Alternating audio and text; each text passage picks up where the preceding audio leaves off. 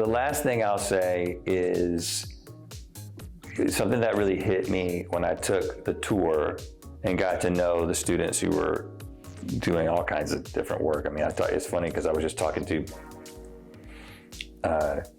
some of the folks here who were saying that I took the tour last time, and then I, talked about it on our podcast, and I was talking about how I was so impressed with all the things that different students were doing.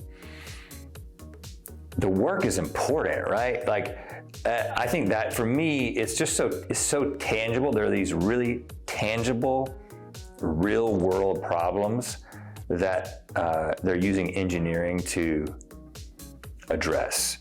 And again, either I wasn't paying attention, or it wasn't happening to the degree that it is happening now when I was in school here.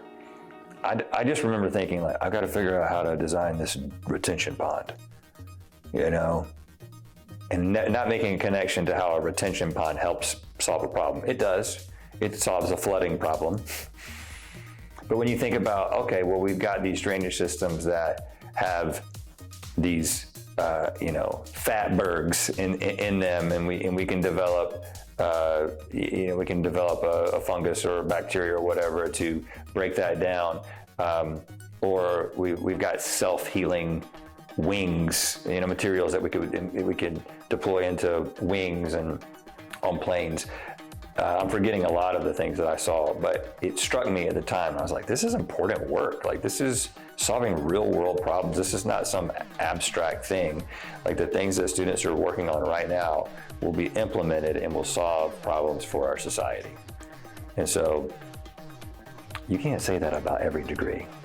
You can't. I mean, it can be difficult to make a connection between, not that there's useless degrees. I'm just saying that with engineering, it's very clear there's a connection between what you're learning and how you implement those lessons in the real world.